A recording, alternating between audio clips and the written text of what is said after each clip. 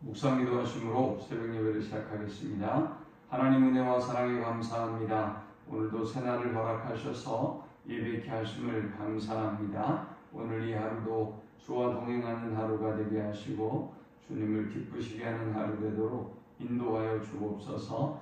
오늘도 목자 되신 하나님께서 우리를 푸른 초장과 쉴 만한 물가로 인도하시며 어떤 해를 당하더라도 하나님께서 주의 지팡이와 막대기로 우리를 인도하시고 보호하심을 경험하는 하루가 되도록 인도해 주옵소서. 오늘도 우리 구하는 것과 생각하는 것보다 넘치도록 응답하실 하나님을 찬양합니다. 예수님의 이름으로 기도합니다. 아멘. 찬송 438장 드리겠습니다. 내 영혼이 은총 입어 중한 죄짐 벗고 보니 슬픔 많은 이 세상도 천국으로 화하도다. 할렐루야 찬양하세. 내 모든 죄 사함받고 주 예수와 동행하니 그 어디나 하늘나라 주의 얼굴 뵙기 전에 멀리 뵈던 하늘나라 내 마음속에 이루어지니 날로 날로 가깝도다. 할렐루야 찬양하세. 내 모든 죄 사함받고 주 예수와 동행하니 그 어디나 하늘나라 높은 산이 거친 들이 조막이나 궁궐이나 내 주 예수 모신 곳이 그 어디나 하늘나라. 할렐루야 찬양하세. 내 모든 죄 사함받고 주 예수와 동행하니 그 어디나 하늘나라. 아멘. 오늘 이 시간에 주시는 살아계신 하나님의 말씀은 구약성경 욥기 38장 39절에서부터 39장 4절의 말씀입니다. 내가 사자를 위하여 먹이를 사냥하겠느냐? 젊은 사자의 식욕을 채우겠느냐? 그것들이 굴에 엎드리며 숲에 앉아 숨어 기다리느니라. 까마귀 새끼가 하나님을 향하여 부르짖으며 먹을 것이 없어서 허우적거릴 때에 그것을 위하여 먹이를 마련하는 이가 누구냐? 산염소가 새끼치는 때를 내가 아느냐? 암사슴이 새끼 낳는 것을 내가 본 적이 있느냐? 그것이 몇 달 만에 만삭되는지 아느냐? 그 낳을 때를 아느냐? 그것들은 몸을 부풀리고 새끼를 낳으니 그 괴로움이 지나가고 그 새끼는 강하여져서 빈들에서 크다가 나간 후에는 다시 돌아오지 아니하느니라. 아멘. 사람이 고통을 당할 때 자신의 고통에 관심을 가지기 때문에 사람이 고통을 받으면 더욱더 왜 나만 이런 고통을 경험해야만 하는 것입니까? 왜 나에게만 이런 아픔을 주시는 것입니까? 라고 질문하게 됩니다. 또 나만 고통을 당하고 있는 것 같으니까 더욱더 외롭고 또 더욱더 괴로울 수밖에 없는 것이지요. 과연 욥기에서 이렇게 인간이 고통을 당할 때 자기에 집중하고 있고 또 욥도 그러해서 욥이 자신의 괴로움과 고통을 하나님 앞에 호소하고 있는데 과연 욥기에서 제일 힘드셨던 분은 누굴까요? 사실 욥보다는 하나님이었을 것입니다. 우리가 욥기서를 묵상하고 있다 보니까 욥의 고통에만 집중하게 되는데, 그리고 또 42장의 결론에도 이전보다 더 복을 받았다라는 것에 집중하게 되는데, 사실은 이 욥이 고통을 당할 때 하나님의 마음은 어떠했을까? 하나님의 고통은 어떠했을까를 생각해 보면 우리가 욥기를 더 제대로, 또 그 풍성한 은혜를 제대로 읽고 파악한다라고 할 수 있을 것입니다.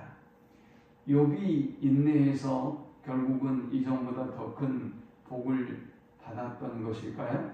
아니면 욥보다 더 큰 인내를 하셔야 했던 분은 하나님이실까요? 아마도 하나님에게는 욥보다 훨씬 더 많은 인내가 필요했을 것입니다. 왜냐하면 얼마든지 욥을 도와줄 수 있고 얼마든지 개입하셔서 욥을 건질 수 있기 때문이죠. 그럼에도 불구하고 하나님은 오래 참으셔야만 했습니다. 욥이 너무 힘들어하고 괴로워할 때 도대체 내가 왜 이런 고통과 어려움을 당해야만 합니까? 라고 호소하며 부르짖을 때 하나님은 당장이라도 손을 뻗어서 욥을 돕고 싶었을 것입니다. 또 욥에게 그 이유를 설명해 주고 싶었을 것입니다. 그럼에도 불구하고 침묵하시고 기다리셔야만 했던 하나님의 고통이야말로, 하나님의 인내야말로 우리가 상상하지 못하는 고통이었을 것입니다. 친구들로부터 조롱과 비웃음거리가 되고, 또 자기를 위로하겠다고 온 친구들로부터 더 큰 고통을 당하고 있는, 그리고 그들로 인하여 더 큰 혼란에 빠져들고 있는 욥을 바라보면서 하나님의 마음은 아마 찢어지도록 고통스러웠을 것입니다. 이제 그러한 욥이 이 고통을 끝내면서, 이 고난을 끝내면서, 그리고 욥기서를 마무리하면서 하나님이 주시는 첫 음성이기 때문에, 하나님이 직접적으로 욥에게 주시는 음성이기 때문에 이 38장이 중요한 것입니다. 오늘 이 38장은 고통당하는 하나님의 자녀들에게 하나님이 어떤 생각을 갖고 계시고 또 어떻게 우리가 이 고난을 이겨야 하는지를 조언하는 말씀이기 때문에 욥기서의 어떤 내용보다 이 38장부터의 내용이 중요한 내용이다라고 보는 것이 좋을 것입니다. 자, 지난 38장에서 주님은 내가 이 땅의 모든 것을 지었고 또 이 땅의 모든 것은 나의 질서가 나의 질서대로, 나의 뜻대로 인도하고 주관하고 있다라고 말씀하셨습니다. 하나님이 경계도 정하시고 하나님의 섭리 속에서 이 모든 세상이 움직이고 다스려지고 있다라는 것을 강조하고 있습니다. 그 이유는 무엇일까요? 그 세상에 욥도 포함되어 있다는 것이죠. 그 세상에 욥의 모든 고통과 아픔까지도 하나님이 포함하고 계시고, 하나님은 욥을 향해서 여전히 변함없는 사랑으로 다스리고 통치하고 계셨음을 말씀하고 있는 것입니다. 오늘 본문은 이어서 세 가지를 우리에게 교훈하고 있습니다. 이 본문이 주는 첫 번째 영적 교훈은 하나님은 모든 피조물들을 먹이시고 돌보시는 하나님이시다라는 것입니다. 39절에 보니까 내가 사자를 위하여 먹이를 사냥하겠느냐, 젊은 사자의 식욕을 채우겠느냐 묻습니다. 또 하나님이 41절에도 까마귀 새끼가 하나님을 향하여 부르짖으며 먹을 것이 없어서 허우적거릴 때에 그것을 위하여 먹이를 마련하는 이가 누구냐라고 묻습니다. 까마귀 새끼는, 이 까마귀는 부정한 새이죠. 우리나라 사람들도 이 까마귀를 부정하다고 생각해요. 근데 하나님은 이 부정한 까마귀까지도 먹이시고 돌보시는 하나님이시다라는 것입니다. 그러므로 우리가 부정하든 정결하든 하나님은 우리를 향해서 관심을 가지고 계시고, 하나님은 우리를 돌보시는 하나님이시다라는 것을 말씀하고자 하는 것입니다. 왜 이런 말씀을 하시는 것입니까? 욥이 고난을 당할 때 친구들과의 대화를 보면 하나님이 왜 나에게 무관심하시는가? 오히려 하나님이 의인에게 왜 무관심하시고 왜 하나님께서 오히려 의인을 냉정하게 대하시고 계시는가에 대한 한탄이 있었단 말이죠. 그러니까 하나님이 말씀하시기를 나는 부정한 동물들까지 돌보고 먹이는 하나님이다. 하물며 내가 너를 먹이고 돌보지 않았겠느냐라고 말씀하고 있는 것입니다. 하나님은 저 사자의 먹을 것도 채워주시고 그의 식욕까지도 채워주시고 책임져 주시는 하나님이시다라는 것입니다. 그러므로 우리가 고난을 당하고 어려움을 당할 때 가져야 될 분명한 믿음은 하나님께서 나를 홀로 내버려 두지 아니하시고 나를 버려두지 아니하시고 나를 세밀하게 돌보시고 내 모든 것을 공급해 주고 계신다는 분명한 믿음이 있어야 하겠습니다. 두 번째 우리가 이 본문을 통해서 얻을 수 있는 영적 교훈은 하나님은 보이지 않는 것까지도 세밀하게 살피시고 돌보시는 하나님이시다라는 것입니다. 그러면서 39장 1절에 보니까 산염소와 암사슴을 예를 들고 있습니다. 산염소와 암사슴은 우리가 보기가 힘든 동물이죠.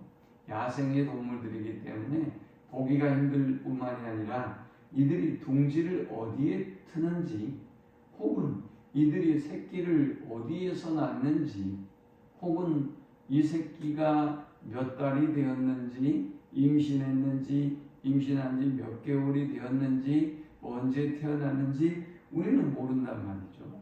하나님이 욥에게 지금 묻고 있는 것입니다. 네가 본 적이 있느냐? 네가 그 새끼를 낳을 때를 아느냐? 라고 묻습니다.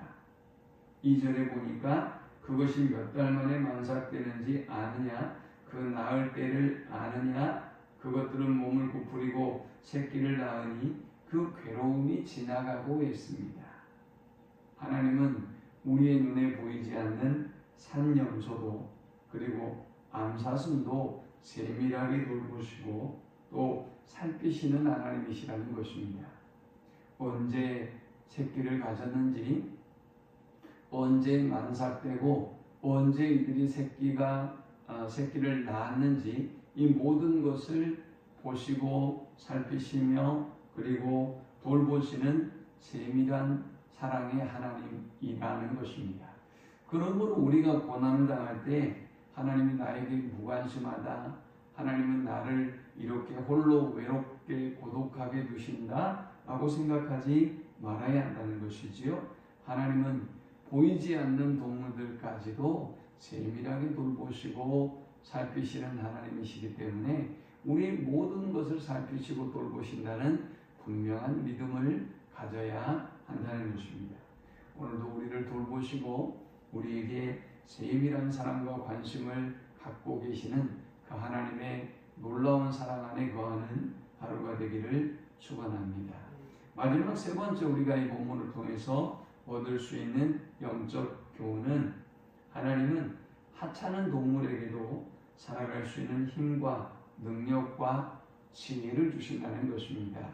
자, 이제 이 산염소와 암사슴의 새끼가 태어나서 4절을 보니까 그 새끼는 강하여져서 빈들에서 크다가 나간 후에는 다시 돌아오지 아니하느니라. 이 집 나간 새끼를 말하는 것이 아니라 새끼가 이제 성장하게 되면 자기 발로 저 빈들로 나아가고 그리고 자기 발로 빈들로 나간 이 동물은 이제는 돌아오지 않게 하셨다는 것입니다.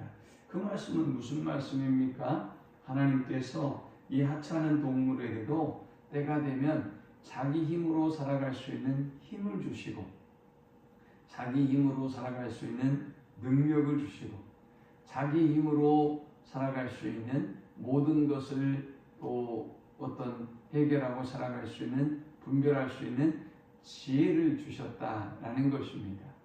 그러므로 우리가 바라보건대 저 버려지는 동물과 같고 또 무관심한 동물처럼 보여지는 이러한 동물들까지도 하나님이 그들에게 힘도 공급하시고 능력도 공급하시고 지혜도 공급하셔서 살게 하신 것처럼 내가 너에게 힘을 주고 능력을 주고 지혜를 주고 있다라는 것을 말씀하고 있는 것입니다. 그러므로 우리가 고난을 당할 때 하나님이 우리에게 힘도 주시고 능력도 주시고 지혜도 주셔서 이기게 하신다는 것을 믿고 승리하는 우리 모두가 되시기를 축원합니다. 하나님 감사합니다. 귀한 말씀을 통해서 은혜 받고 깨닫습니다. 하나님이 고난 가운데서 여전히 우리와 함께 고통당하시고 우리를 향하여 오래 참고 계심을 기억하며 우리도 하나님의 마음으로 모든 고난과 문제를 이기고 승리케 하여 주옵소서. 오늘도 우리를 세밀하게 살피시고 돌보시며 모든 필요를 채워주시고 공급하시는 하나님의 세밀한 사랑과 그 관심을 확신하고 오늘도 믿음으로 승리하는 하루가 되게 해 주옵소서. 예수님의 이름으로 기도합니다. 아멘. 지금은 우리 주 예수 그리스도의 크신 은혜와 성부 하나님의 그 크신 사랑과 성령의 인도 보교통 충만케 하시니 고난 가운데도 여전히 우리를 살피시고 우리의 모든 것을 공급하시며 우리를 보호하시고 돌보시는 하나님의 그 세밀한 사랑을 확신하고 믿음으로 승리하는 삶을 살기를 소망하는 모든 주의 백성들의 머리 위에 이제로부터 영원토록 함께 있을지어다. 아멘.